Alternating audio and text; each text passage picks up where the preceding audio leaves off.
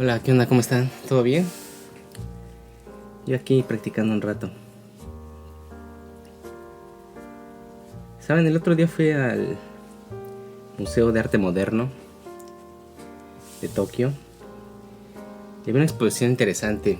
La exposición se llamaba Tokio X Manga, como una especie de crossover entre Tokio y el manga, ¿no? Este cómic japonés.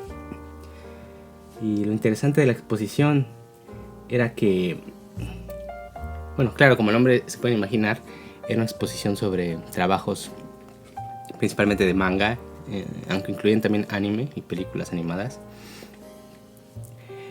Pero lo interesante aquí es que eran cómics y caricaturas que estaban ambientadas principalmente en Tokio. Pero aquí lo particular de la exposición no era simplemente de que, digamos, hicieran referencia a Tokio o hicieran referencia, digamos, a lugares que puedan encontrarse en Japón, sino que hacían referencia muy específica, muy puntual a ciertos lugares de Tokio. Por ejemplo, si tú ves una pintura, si ves una película, si ves principalmente en películas animadas y ves que está ambientada en un lugar en específico, generalmente ves lugares que se parecen o hay cierto ambiente, cierta atmósfera que te remite a un lugar, por ejemplo, unas montañas, por ejemplo en Heidi, no sé, el desierto en la India, no sé, una cierta ciudad en Latinoamérica. Pero si tú buscas una imagen en particular, le pones pausa a la película o ves un cuadro en el anime, en el manga, y tratas de ubicar específicamente esa escena en la vida real, o sea, tú vas caminando con tu imagen y la tratas de ubicar en la vida real o en el Google Maps, es difícil que la encuentres. Generalmente son lugares que hacen referencia, son imágenes que hacen referencia a lugares, pero no están, digamos, retratados de manera exacta. Aquí lo interesante de la exposición es que sí, estos trabajos retrataban, tanto en el manga como en el anime, retrataban lugares específicos de Tokio, o sea, con nombre y todo. Creo que la dificultad de hacer eso es que, obviamente, muchos establecimientos, muchos lugares, pertenecen a empresas privadas, entonces por lo tanto no puedes poner el nombre de la marca, por ejemplo. Entonces, si vas a poner McDonald's, pues le pones, nos vemos ahí en el McDennis, ¿no? En vez del Oxxo le pones el Otso con doble Z, ¿no? No sé, se me ocurre. La cuestión aquí en Japón es que las líneas del metro, por ejemplo, también pertenecen a la industria privada. Supongo que tienen que tener una especie de subsidio del gobierno, pero, o sea, como tal, son empresas particulares. Entonces, supongo que si tú ambientas tu caricatura, tu cómic en Tokio, pues no puedes poner de fondo el nombre de la estación. Bueno, el nombre de la estación sí, pero no puedes poner el nombre de la línea. Entonces, supongo que solo grandes producciones editoriales con dinero que pueden, digamos, pagar para poner los nombres de las marcas, poner el nombre de las empresas, se pueden dar el lujo de retratar, digamos, de manera más fidedigna, si se quiere, ciertos lugares de Tokio. Entonces, creo que el que les va a sonar de estas, para ponerles un ejemplo de lo que les estoy diciendo, y que de hecho venía en la exposición que les platico, que es muy famoso, se puso muy de moda en su momento, es la película animada Kimi no Na wa Your Name. No me acuerdo cómo la tradujeron al español. ¿Cuál es tu nombre? No me acuerdo, pero supongo que saben a cuál me refiero, ¿no? Era muy llamada en su nombre japonés, Kimi no Na wa, de que se intercambiaban cuerpos, ¿no? Dos chicos, un chico y una chica. Lo interesante de aquí es que a partir de esta película, supongo que esto ocurrió con muchas producciones, digamos, en años anteriores, pero debido a que ya puedes ver, digamos, de manera inmediata, también es muy fácil con las redes sociales, con Google Maps, muy fácil ubicar ciertos lugares. ocurrió un fenómeno extraño y que me pareció muy divertido, muy interesante, que era una especie de turismo, pero este turismo consistía en no ir a los lugares en los que estaba ambientada la película, sino ir a los lugares desde donde podías ver. O sea, digamos que visitabas no el lugar, sino visitabas el punto de vista que te mostraba la película. O sea, si en la película salía una estación de tren, o sea, no ibas a visitar la estación de tren, visitabas el punto desde donde, si te parabas, podías ver exactamente lo que veías en la pantalla. Entonces hay una escena notable me parece que creo que toda esta película está ambientada alrededor de la estación de Yotsuya en Tokio. Entonces hay una escena, creo que es de las más famosas de este tipo de publicaciones, que les digo que van a visitar lugares para tomar fotos y luego compararlas, hacer prácticamente una comparación. Así te encuentras las 10 diferencias entre la foto que toman y el cuadro que aparece en la imagen, lo que te muestra la película. Y les digo, de la escena más notable probablemente sean las escaleras, unas escaleras que es donde se encuentran esos personajes de la película. Y como esta película salen esas escaleras, creo que sale la estación de Yotsuya, salen unos puentes peatonales que son también muy emblemáticos de esa región. Entonces lo que hace una persona es hacer una especie de turismo, pero les digo, no para visitar el lugar, sino para visitar el punto de vista puede ser, no sé, del camarógrafo hipotético de este cómic, de este anime. Es muy interesante porque, por ejemplo, si tú vas a Francia, a lo mejor quieres visitar la Torre Eiffel, pero probablemente quieras visitar el punto de vista desde donde, por ejemplo, un pintor famoso, un fotógrafo, hizo una cierta pintura o tomó cierta foto, y tú quieres, digamos, ver exactamente lo que fue retratado por ese artista.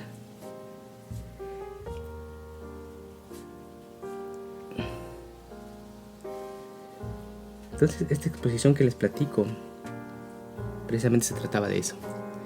Ponían diferentes animes, películas animadas, cómic, que hacían precisamente esto que les digo. Y además de esa película de Kimi no Na wa, yo encontré muy buenas recomendaciones. Ahorita me viene a la mente. Fíjense, no nada más era de Tokio actual, sino también Tokio de cómo era. Por ejemplo, se enfocaba mucho en este periodo Edo. Edo es como se llamaba a Tokio hace unos años. No hace digamos unos siglos, ¿no?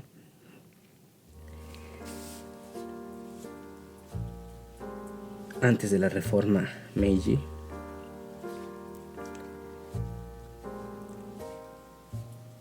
Entonces, por ejemplo, hay un cómic que se llama Takemitsu Samurai. No sé si es la recomendación, porque no sé si esté traducido al español o al inglés, pero es un cómic muy interesante, más que nada por el estilo de dibujo. Si lo buscan en internet, Takemitsu Samurai, pueden ver cómo el estilo de los dibujos y la ambientación en este Japón feudal, en Edo, que ahora se conoce como Tokio.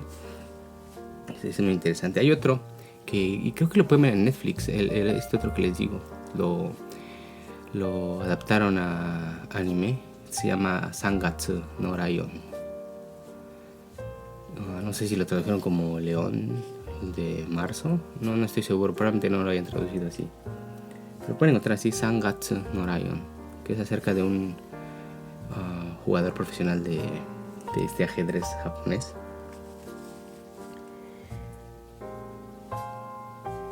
Y retrata diferentes lugares de Tokio. Ese sí es el Tokio actual.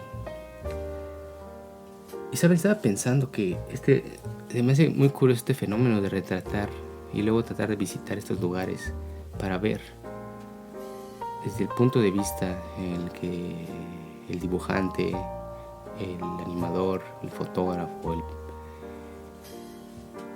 hacían este tipo de visitar, digamos, poder ponerse en la piel de esas personas, ver lo que ellos vieron, por así decirlo. Pero saben, estaba pensando que de hecho, o sea, obviamente esto no es un fenómeno nuevo, esto lleva existiendo, no sé, desde que existe la representación gráfica. Inclusive podría hacer referencia en la literatura a lugares en específico.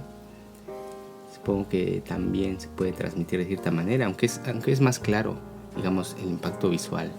Entonces supongo que sí tiene que ser una representación gráfica. Entonces, por ejemplo, si tú ves un paisaje en una pintura, puede ser un paisaje genérico, independientemente que te remita a cierto lugar, independientemente que sepas a qué tipo de lugar pertenece. No sé, para poner ejemplo, las pinturas de Bob Ross. O sea, si tú ves la pintura de Bob Ross, ves un río, ves una cabaña, una cerca, unos caballos, unos árboles. Y dices, bueno, esto es una escena campestre, ¿no? Pero si tú tratas de ubicar ese escenario, no lo vas a encontrar en la vida real. Pero, por otro lado, hay artistas que sí plasmaron lugares muy en específico y que tú puedes ir a visitar esos lugares. Pero aquí lo interesante, también puedes visitar, digamos, el lugar en el que estaba parado, por ejemplo, el pintor, y puedes ver exactamente lo que el pintor estaba viendo. Y bueno, claro, aquí hay un debate interminable acerca de cómo se traduce la impresión que tiene una persona, la impresión que tiene un artista al momento de plasmar su obra. Porque obviamente no es una fotografía. Inclusive el tiempo que tarda en pintar un cierto paisaje, por muy exacto, por muy realista que lo quiera hacer, pues, por ejemplo, el día va transcurriendo, va anocheciendo, va cambiando, se nubla, empieza a llover. Inclusive tu estado de ánimo puede ser que lo veas más brillante. No sé, sí me agarran lo que trato de decir, ¿no? Y precisamente una corriente era muy enfática en esta, precisamente se llamaba, ¿no? En el impresionismo, no le importaba tanto, digamos, retratar de manera fidedigna, si es que se puede traducir a pintura una impresión sensorial, sino lo que ellos hacían era, lo que ellos querían era transmitir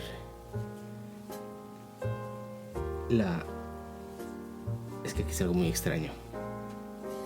O sea, es que si decimos la impresión que les dejaba, la impresión visual, la luz, porque al fin y al cabo esto evocaba ciertas emociones, evocaba ciertos estados de ánimo.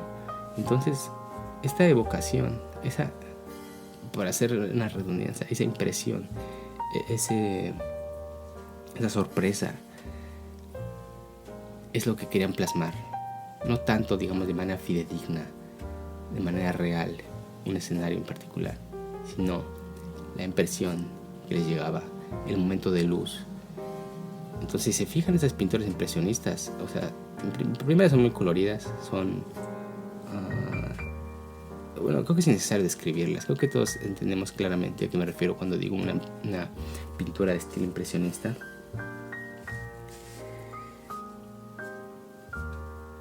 Pero fíjense,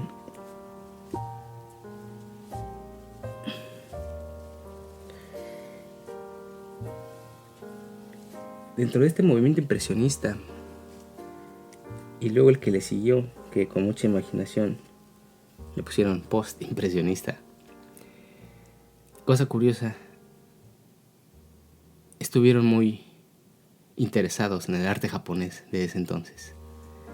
Esta corriente, principalmente temporalmente, digamos que coincidía más con el post-impresionismo.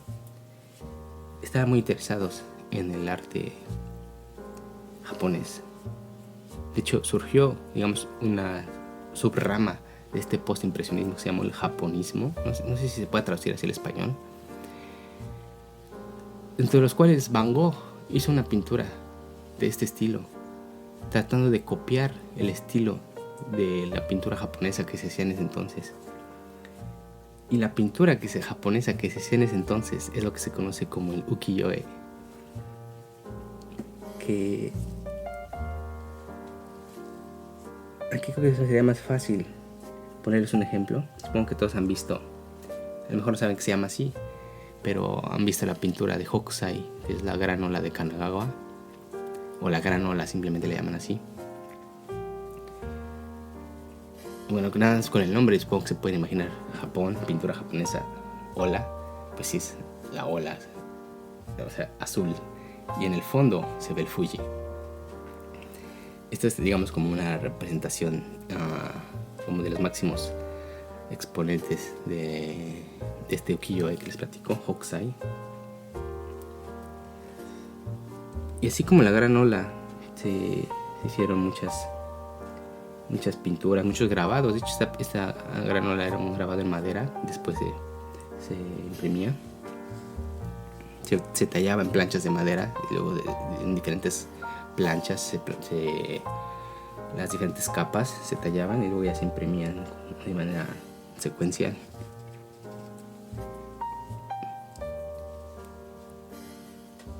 Esto del ukiyo-e es curioso, de por qué se llama así.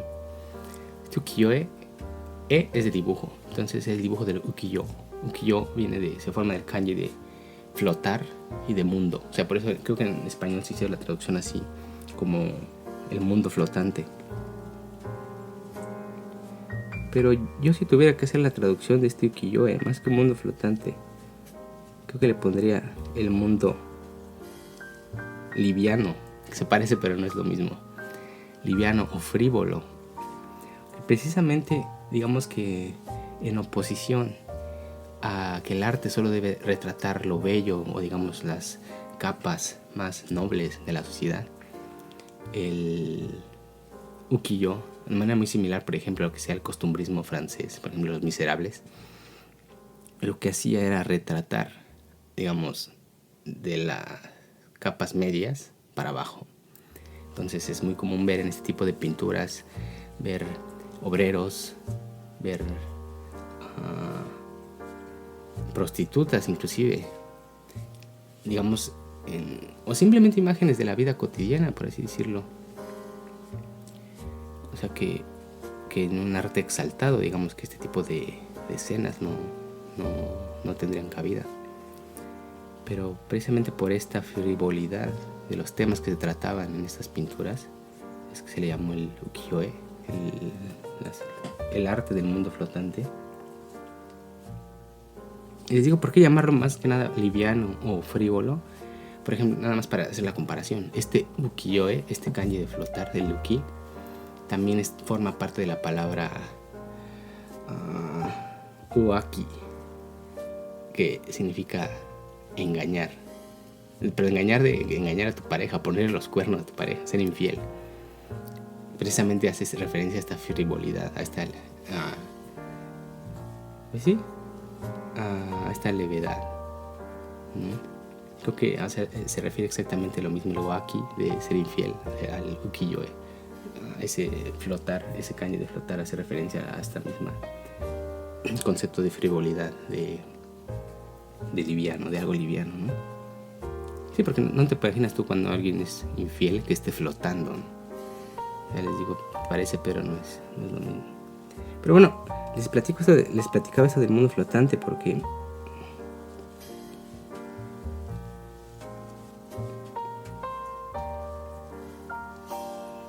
está en relación con les platicaba de cómo, por qué los postimpresionistas no fue casualidad que se interesaran en este tipo de arte.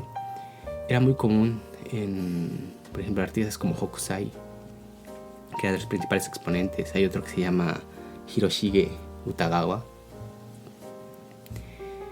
Lo que hacían era pintar, o bueno, grabar, hacer pinturas de un mismo lugar, o que el tema fuera un mismo lugar, pero digamos visto desde diferentes puntos, diferentes locaciones, diferentes, que evocan diferentes estados de ánimo, diferentes climas. Entonces, para ponerles un ejemplo, hay una colección de Hokusai precisamente, que son las vistas del Fuji. Y ahorita se me fue el número, creo que son 36 o 38 vistas del Fuji, así se llama la colección de esta serie de grabados. Y como el nombre lo dice, el tema es el Fuji. Pero aquí lo interesante es que no te ponen el Fuji, no te lo pintas así en primer plano, En algunas pinturas sí, pero en la mayoría lo que hace es que el tema es el Fuji, pero dependiendo del estado de ánimo, supongo que de Hokusai, dependiendo de lo que quiera transmitir, digamos que el personaje principal de cada cuadro era diferente. Para ponerles el ejemplo que les mencionaba, la gran ola de Kanagawa forma parte de esta colección del Fuji, y pues ahí el protagonista es la ola, pero de fondo se encuentra el Fuji. El tema sigue siendo el Fuji, pero digamos visto a través de otra perspectiva. Otra famosa es el Fuji rojo, igual pintó, es el Fuji que se ve rojo, digamos, por el atardecer probablemente, y además porque está dentro de una tormenta, se pueden hasta ver cómo están pintados los rayos. Otro que es el Fuji, digamos, cuando se ve todo como brumoso, se ve hasta como borroso, como si hubiera desenfocado, digamos, porque está nublado ese día. Hay otros donde hay personas trabajando, pescando, pero de fondo está el Fuji, o sea, siempre está el Fuji ahí presente.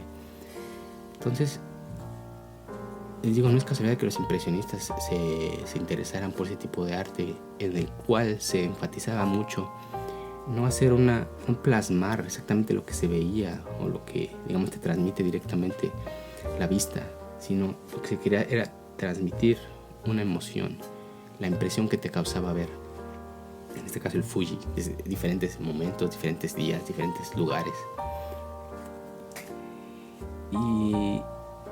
Y digo, este es para poner un ejemplo más notable, pero hay, por ejemplo, otras que son las vistas de la ruta de Tokaido, que es una ruta que llevaba desde Edo, desde lo que ahora es Tokio, hasta la antigua capital, que es Kioto. Creo que estos son como alrededor de, no estoy seguro cuántos kilómetros, son 400 kilómetros. Es una ruta larga, imagínense en ese entonces recorrer la carreta o a pie, pues sí te llevaba unos cuantos días, ¿no? Entonces, en esta serie que les digo de las vistas de Tokaido, pues sí, va retratando los diferentes escenarios que se pueden ver a lo largo del recorrido. O sea, es interesantísimo porque se pueden ver escenas de ríos, se puede ver el mar porque también recorre la costa, se pueden ver montañas, se pueden ver bosques, cómo la gente va caminando, porque aparte aparece la gente ahí, digamos, gente que está haciendo esta ruta, que principalmente era una ruta comercial, entonces se pueden ver los comerciantes, los cargadores, inclusive se pueden ver, no era muy común, pero se llegaba a retratar personas de la clase alta también que realizaban este tipo de viajes.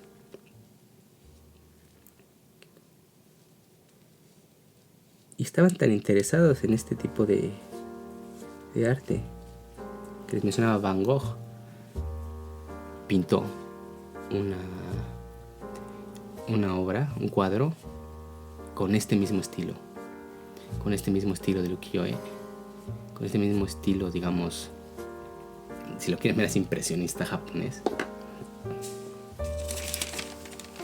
Y que es algo curioso porque y obviamente tiene que ver, es la razón por la que me interesó mucho esta pintura de Van Gogh, porque lo que pintó, digamos que hizo un cover de una pintura de otro de los grandes exponentes del ukiyo-e, que es Hiroshige Otagawa,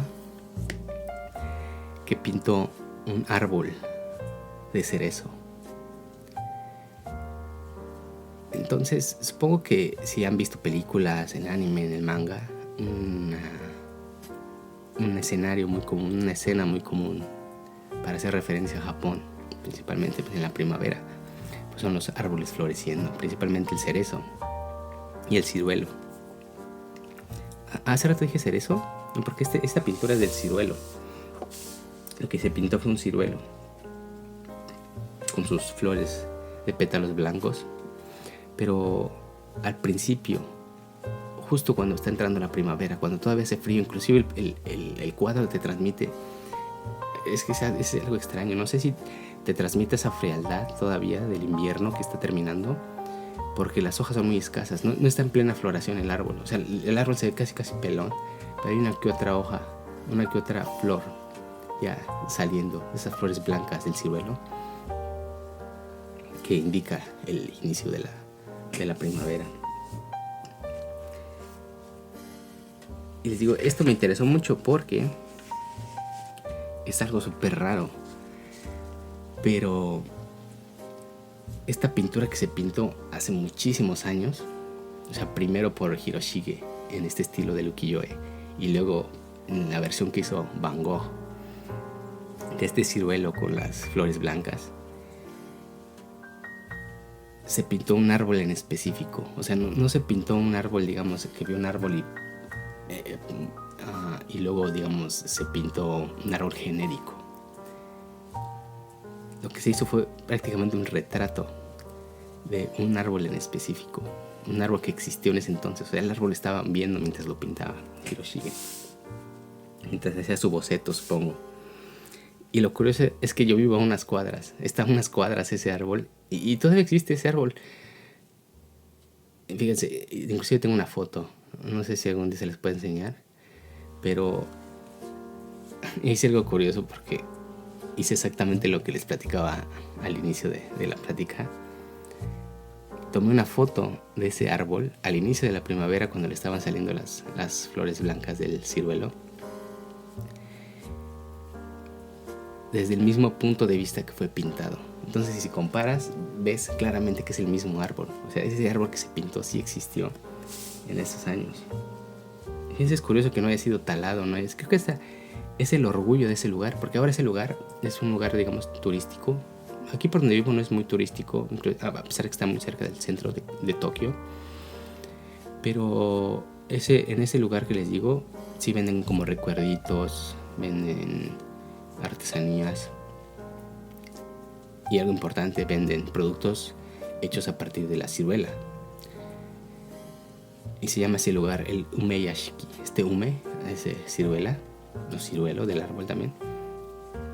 Y digamos que como principal atractivo, porque aparte es muy bonito en primavera cuando florece, es este árbol pintado por Hiroshige Tagawa, que aparece. Tú puedes ver la pintura que está retratando exactamente el árbol como se ve al inicio de la primavera. Y sí, está a unas cuadras de mi casa, caminando llegaré en unos 5 minutos. Y cosa interesante, después de ese Umeyashiki, de ese lugar donde está el árbol que pintó Van Gogh a partir de una obra de Hiroshige, caminando unas cuadras más está uno de mis lugares favoritos de Tokio, que es Kameido Tenjin, que es el templo de Kameido. Y en ese lugar también hay muchos árboles, hay muchos ciruelos, hay cerezos también. Aunque las flores, fíjense, el principal atractivo es otro tipo de flor, el Fuji, que son flores moradas que cuelgan, son como una especie de enredadera. Pero además de las flores moradas que les platico, otro atractivo de este templo, algo muy característico, son puentes a manera de arco. Estos puentes que se pueden ver en algunas pinturas, que son de color rojo, son puentes para personas a manera de arco que cruzan los estanques. Y fíjense, esa escena la pintó otro de los artistas que ya les platiqué del ukiyo-e. Fue pintada por Hokusai, uno yo creo el más grande pintor del ukiyo-e, probablemente de Japón, de la historia. Entonces también puedes ir a tomar tu foto ahí desde el mismo punto de vista que Hokusai pintó el Kameido Tenjin. Sí, tengo suerte de vivir aquí cerca. Voy muy seguido a visitar esos lugares. Pero bueno, ahí luego ustedes me platican qué lugares han visitado, que se hayan sido retratados en alguna obra famosa o por algún artista que les guste. Sí, luego hacer estas comparaciones a manera de postal. Está interesante.